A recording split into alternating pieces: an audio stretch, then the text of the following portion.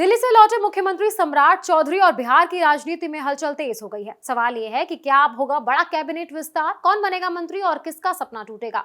बड़ा आदमी बनाने वाले वादे की भी अब असली परीक्षा शुरू हो गई है। दिल्ली में हुई हाई लेवल मीटिंग के बाद अब पटना में सियासी पारा चढ़ चुका है।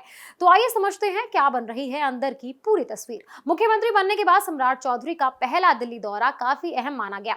इस दौरान उन्होंने प्रधानमंत्री नरेंद्र मोदी, बीजेपी के राष्ट्रीय नेतृत्व और संगठन से जुड़े कई बड़े नेताओं से मुलाकात की। इसके अलावा उन्होंने आरएसएस के पदाधिकारियों से भी बातचीत की। इन बैठकों के बाद अब बिहार में मंत्रिमंडल विस्तार की चर्चा तेज हो गई है। राजनीतिक जानकार मानते हैं कि इन मुलाकातों का सीधा संबंध कैबिनेट विस्तार से है, यानी आने वाले समय में बिहार सरकार में नए मंत्रियों को शामिल किया जा सकता है। अब सबसे बड़ा सवाल है कि किन नेताओं को मौका मिलेगा। सबसे ज्यादा चर्चा दो नामों की हो रही है, विजय कुमार सिन्हा और जीवेश कुमार। विजय कुमार सिन्हा बीजेपी के सीनियर नेता हैं। वो विधानसभा अध्यक्ष रह चुके हैं और उप मुख्यमंत्री का पद भी संभाल चुके हैं।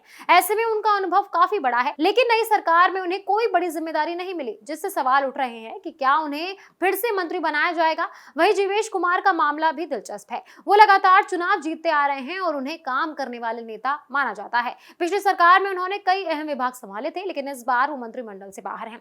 ऐसे में उनके समर्थकों को उम्मीद है कि कैबिनेट विस्तार में उन्हें जगह मिल सकती है। अब बात करते हैं बाकी दावेदारों की। बीजेपी के अंदर कई और नेता भी मंत्री बनने की दौड़ में शामिल हैं। इनमें मंगल पांडे, रामकृपाल यादव, दिलीप जायसवाल, श्रेयसी सिंह जैसे नाम शामिल हैं।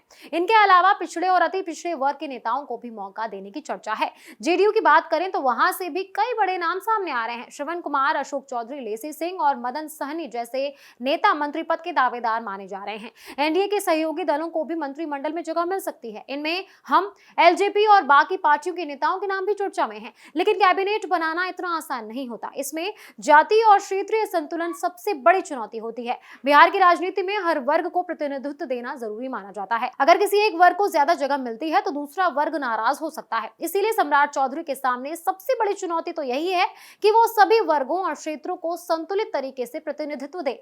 एक और बड़ी बात यह है कि इस फैसले में केंद्रीय नेतृत्व की भूमिका भी अहम होगी। अमित शाह और बीजेपी के बड़े नेता अंतिम फैसला लेने में महत्वपूर्ण भूमिका निभा सकते हैं, क्योंकि चुनाव के दौरान अमित शाह ने कुछ नेताओं के लिए कहा था कि उन्हें बड़ा आदमी बनाएंगे। अब देखना होगा कि क्या ये वादा कितना पूरा हो पाता है। फिलहाल बिहार की राजनीति में हलचल तेज है और हर कोई इस इंतजार में है कि आखिर कैबिनेट विस्तार कब होगा और किसे मौका मिलेगा।